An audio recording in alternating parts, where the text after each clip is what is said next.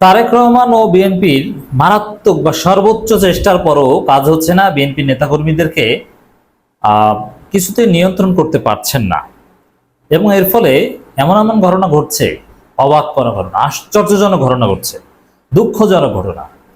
এটার তাৎপর্য অনেক, এবং বিএনপির জন্য এটা নেগেটিভ। বিএনপি এটা কাজে লাগাতে পারছে না। দেখেন কত বড় ঘটনা ঘটেছে দর্শক। ময়মনসিংহে যৌথ বাহিনীর হাতে গ্রেপ্তার যুবদল নেতার মৃত্যু। এর মানে বিএনপি নিজেরা একে অপরের সাথে মারামারি করে মরে, এবং সুযোগ পেলে আওয়ামী লীগের লোকজন গোপালগঞ্জে আপনারা দেখেছেন বিএনপির কেন্দ্রীয় নেতাকেও পিটিয়ে হত্যা করে, এবং যৌথ বাহিনীর অভিযানেও বিএনপি নেতা মারা যায়। তাহলে বিএনপির সাথে কি ঘটছে, কেন ঘটছে? হ্যাঁ, আওয়ামী লীগ যখন বিএনপিকে মারবে তখন সে আওয়ামী লীগের সেই হামলা প্রতিহত করার জন্য দল, মত, ধর্ম, বর্ণ নির্বিশেষে সবাই বিএনপির পক্ষে, এবং গোপালগঞ্জে যে স্বেচ্ছাসেবক দলের নেতাকে হত্যা করা হয়েছে সব দলের লোকজন তার পক্ষে, বিএনপির পক্ষে হুঙ্কার দিয়েছে। কিন্তু দেখেন, যৌথ বাহিনীর হাতে গ্রেপ্তার যুবদল নেতার মৃত্যু, এই বিষয়ে কিন্তু কেউ কোনো কথা বলতে পারছে না। বিএনপিও এই বিষয়ে তেমন কথা বলার স্পেস পাচ্ছে না, স্ট্রং কোনো যুক্তি খুঁজে পাচ্ছে না। কারণটা কি? কেন বিএনপির সাথে ঘটনা ঘটছে? দায় বিএনপির। যদিও যতবারই অপরাধী হোক না কেন, আমাদের অবস্থান স্পষ্ট, যতবারই অপরাধী হোক না কেন, সে বিএনপি হোক আর যেই হোক না কেন, সে যদি আওয়ামী লীগ হয়, যৌথ বাহিনীর অভিযানের সময় যৌথ বাহিনীর ভুলে বা দায়ে মৃত্যুবরণ করবে বা হেফাজতে মৃত্যু হবে, এটা অবশ্যই মানবাধিকার লঙ্ঘন।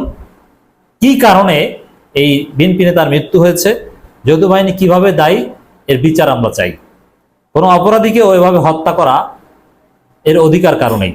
কিন্তু বিএনপির দায়টা কি দেখেন। ময়মনসিংহে যৌথ বাহিনী গ্রেপ্তার অভিযানের সময় সাইদুল ইসলাম 40 নামের এক যুবদল নেতার মৃত্যু হয়েছে। তিনি মহানগর যুবদলের যুগ্ম সাধারণ সম্পাদক ছিলেন। আচ্ছা, মহানগর যুবদলের সাধারণ সম্পাদক এমন কাজ কেনই বা করবেন, তাকে ইউনূস সরকারের যৌথ বাহিনী গ্রেপ্তার করতে যাবে? এটা তো হাসিনা সরকার না যে নিরীহ লোকজনকে গ্রেপ্তার করতে যায়। অবশ্যই কোনো অপরাধ করেছেন বলেই তাকে গ্রেপ্তার করতে গিয়েছে, ভয়ানক কোনো ঘটনা ঘটিয়েছেন বলেই যৌথ বাহিনী এই বিএনপি নেতা বা যুবদল নেতা গ্রেপ্তার করতে গিয়েছে। নাহলে তো তাকে গ্রেপ্তার করতে যাওয়ার কোনো প্রয়োজনই ছিল না। অতএব বিএনপির দায় আছে। বিএনপি এই দুঃখজনক ঘটনা ঘটছে, তারেক রহমান বিএনপি নেতাদের নিয়ন্ত্রণ করতে পারছে না, তারা খারাপ কাজ করছে। গত সোমবার 16 সেপ্টেম্বর দিবাগত রাত 12:30টার দিকে নগরীর গোলপুকুর পাড় এলাকায় ঘটনা ঘটে। নিহত সাইদুল ইসলাম নগরীর গোলপুকুর পাড় এলাকার বাসিন্দা আব্দুল সালামের ছেলে। সে নগরীর আলোচিত শামসুল হুদা সুমন হত্যার ফাঁসির দণ্ডপ্রাপ্ত আসামি ছিলেন।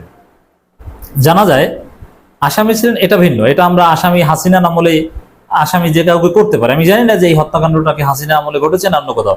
হাসিনার আমলে কারো বিরুদ্ধে কোনো মামলা হলে তার ক্রেডিবিলিটি আমাদের কাছে নাই, কারণ সেগুলো ফেক মামলার সম্ভাবনা বেশি। জানা যায় গত 5 আগস্টের পর সাইদুল ইসলামের বিরুদ্ধে জমি দখল, খেয়াল করেন, দিস ইজ সিগনিফিকেন্ট, সাইদুল ইসলামের বিরুদ্ধে জমি দখল, বালুরঘাট দখল, স্থানীয় ব্যবসায়ীদের কাছ থেকে চাঁদাবাজি, অস্ত্র প্রদর্শন সহ নানা অপকর্মের অভিযোগ ওঠে। এসব ঘটনায় সম্প্রতি যৌথ বাহিনীর কাছে একাধিক অভিযোগ দায়ের হলে সোমবার দিবাগত রাত 10টার দিকে সাইদুল ইসলামকে গ্রেপ্তার অভিযান চালায় যৌথ বাহিনীর একটি দল। এতে আটক হয় সাইদুল। এখন সাইদুলের বিরুদ্ধে অভিযোগ তো আর আওয়ামী লীগের লোকজন জানাতে যায়নি, জনগণ ভুক্তভোগীরাই আহ্বান জানিয়েছে, এবং তিনি লুটপাট, চাঁদাবাজি এগুলো করে যাচ্ছিলেন। এ সময় যৌথ বাহিনীর সদস্যরা তাকে মারপিট করলে ঘটনাস্থলে অসুস্থ হয়ে তার মৃত্যু হয়। তবে হ্যাঁ, দেখেন, আমি যে বিষয়টা বোঝাতে চাচ্ছি যে এই অপরাধ থেকে সাইদুলদেরকে তারেক রহমান বিএনপি ফেরাতে পারছে না, এটা বিএনপির জন্য দুঃখজনক। তারপরে অভিযান চালানোর সময়, গ্রেপ্তার করার সময় মারপিটে তার মৃত্যু হয়েছে, এই দায় অবশ্যই যৌথ বাহিনীকে নিতে হবে। অপরাধীকে গ্রেপ্তার করতে হবে, তাকে মারধরের কোনো অধিকার নেই। তবে বিএনপি এখানে এটা নিয়ে তেমন রাজনৈতিক ফায়দা হাসিল করতে পারবে না, কারণ যার বিরুদ্ধে, যাকে মারা হয়েছে তিনি অপরাধী। অপরাধী মারলো আমরা তার পক্ষে, কিন্তু জনগণের সমর্থন তো বিএনপি পাবে না এই বিষয়টা নিয়ে। যৌথ বাহিনীর বিরুদ্ধে বিএনপি এখন তেমন কিছু বলতেও পারছে না, যে একজন অপরাধী, চাঁদাবাজ, তাকে ধরতে গিয়েছে, অথচ তিনি বিএনপির বড় নেতা, যুব দলের। পরে রাত 1:30টার দিকে সাইদুল ইসলামকে ময়মনসিংহ মেডিকেল কলেজ হাসপাতালে নেওয়া হলে চিকিৎসক তাকে মৃত্যু ঘোষণা করেন। মৃতের স্বজনরা বলেন সাইদুল আগে থেকে অসুস্থ ছিল, কিছুদিন আগে সে ভারতে গিয়ে চিকিৎসা করিয়ে এসেছিলেন।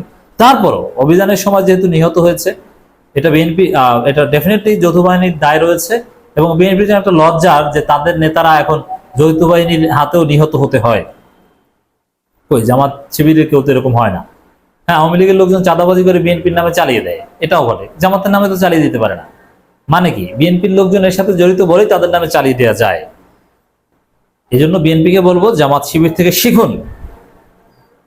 হাসপাতালে জরুরি বিভাগে দায়িত্বরত কর্মচারীর নাম প্রকাশ না করে শর্তে বলেন, গত রাত 1টার দিকে যৌথ বাহিনীর সদস্যরা 6 জনকে আহত অবস্থায় ভর্তি করান। পরে তাদের প্রাথমিক চিকিৎসা দিয়ে নিয়ে যান তারা।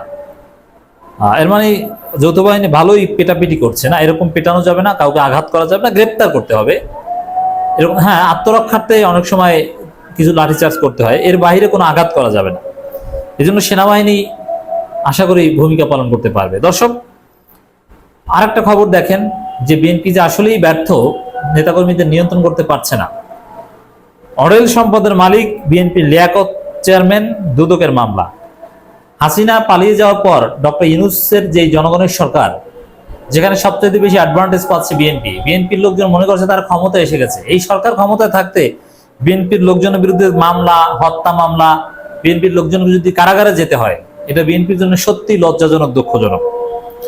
চট্টগ্রামের বাঁশখালী উপজেলার গান্ডামারা ইউনিয়নের সাবেক চেয়ারম্যান মোহাম্মদ লিয়াকত আলী তার স্ত্রী জেসমিন আক্তার বিরুদ্ধে মামলা দায়ের করেছে দুর্নীতি দমন কমিশন দুদক। তো এখানে আরো অনেক কথা, কত কি টাকা পয়সার হিসাব নিয়ে সেদিকে আমরা যাচ্ছি না। তবে এসালম গ্রুপের ঘনিষ্ঠ লোক, এসালমের সাথে সম্পর্ক রেখে বিএনপির এই নেতা অনেক টাকা পয়সার মালিক হতে পেরেছেন। এর মানে বিএনপির কত নেতা যে এসালমের খপ্পরে পড়েছে তার হিসাব নেই। এটা বিএনপির জন্য লজ্জার, বিএনপির জন্য অনুতপ্ত হওয়ার মতো যে বিএনপি পারছে না কন্ট্রোল করতে। বেশি করে নিহত হওয়ার ঘটনাটা, এটা মানবাধিকার লঙ্ঘন হলেও বিএনপির জন্য লজ্জার। তো জামাত শিবির থেকে একটু শিখুন যে তাদের একজন নেতাকেও তো চাঁদাবাজি করতে দেখি না আমরা।